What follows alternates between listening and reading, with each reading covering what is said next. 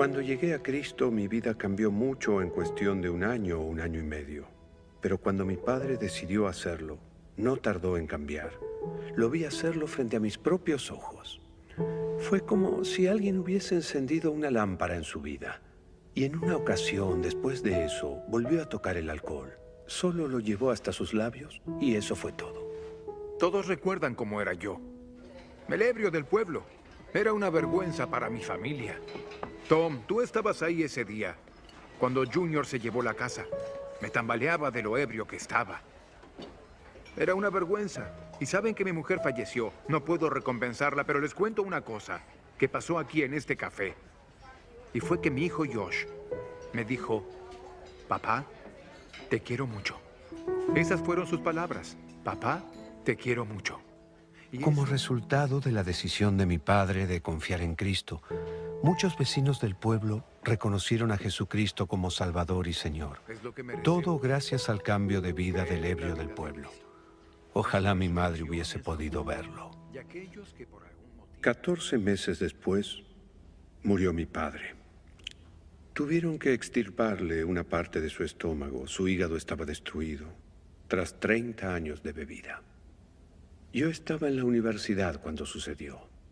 Y todo eso me lleva a cuando la historia comenzó. Esa noche salí corriendo de la capilla Edmund. ¿Quién irá?, dijo el orador de la capilla citando al profeta Isaías.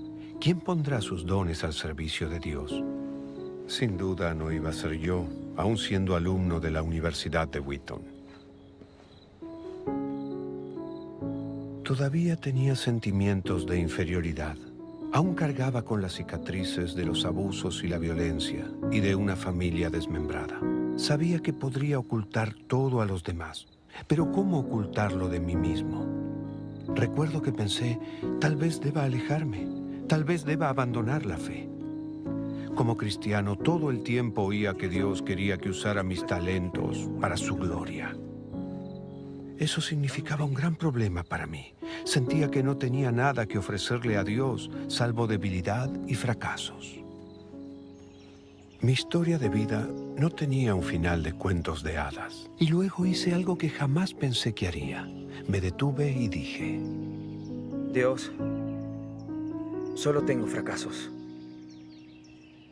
Pero si tú tomas mis debilidades y te glorificas en ellas, yo te serviré cada vez que respire. Y esa es mi historia, amigos. Es la historia de cómo Dios me salvó de la destrucción.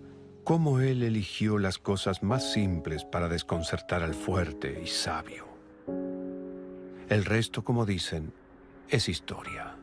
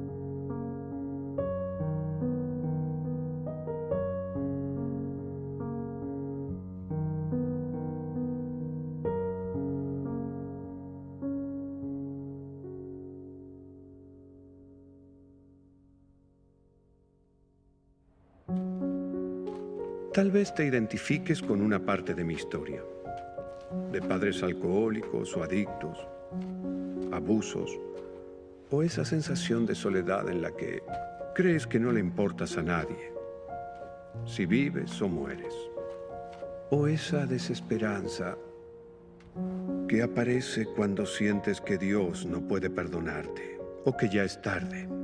Hay algo que quiero que comprendas. Jamás es muy tarde. Una de las barreras que me impedían acercarme a Dios, tal vez sea tu barrera también, era la imagen de mi Padre terrenal.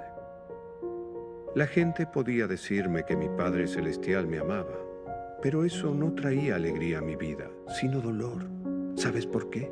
Porque yo no era emocionalmente capaz de ver la diferencia entre un Padre celestial y un Padre terrenal.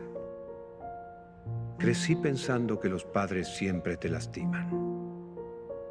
Una de las cosas que descubrí es que el cristianismo no es una religión, es una relación en verdad. Dirás, ¿cuál es la diferencia?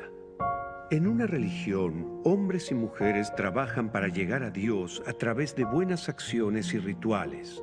El cristianismo es Dios acercándose a nosotros a través de su Hijo Jesucristo, ofreciéndonos una relación. Muchos piensan que llegué a Cristo por toda la evidencia que documenté en mis libros. Pero no es lo que me acercó a Dios, solo me demostró que era cierto. Lo que me llevó a Dios fue su amor. Dios me amaba tanto que de ser la única persona viva, Cristo habría muerto por mí y también por ti. Me dirás, Josh, quiero conocer a Cristo en persona. Quiero saber que me perdonó. Quiero saber dónde pasaría la eternidad si fuera a morir hoy. Y sí, puedes. Llegamos a Cristo por la fe, con una oración que expresa nuestro deseo. Y posiblemente la oración que yo hice te ayude a expresar ese deseo a Dios ahora e invitar a Cristo a tu vida. No te pido que bajes la cabeza, ni te pido que cierres los ojos, porque hace años aprendí que la clave de la oración no está en la posición corporal, sino en la actitud del corazón. Esta es la plegaria que yo recé. Señor Jesús, te necesito. Gracias por morir en la cruz por mí. Perdóname y purifícame. Ahora confío en ti como Salvador y Señor. Ingresa en mi vida. Agradezco que creo en ti. En nombre de Cristo, amén. Si compartiste la plegaria conmigo y fuiste sincero, quiero que en los próximos días vayas a buscar a un seguidor de Jesús. Y quiero que le digas la decisión que has tomado. Luego haz lo mismo que hice yo. Busca una Biblia, encuentra el capítulo 3 de Juan del Nuevo Testamento. Mateo, Marcos, Lucas y Juan.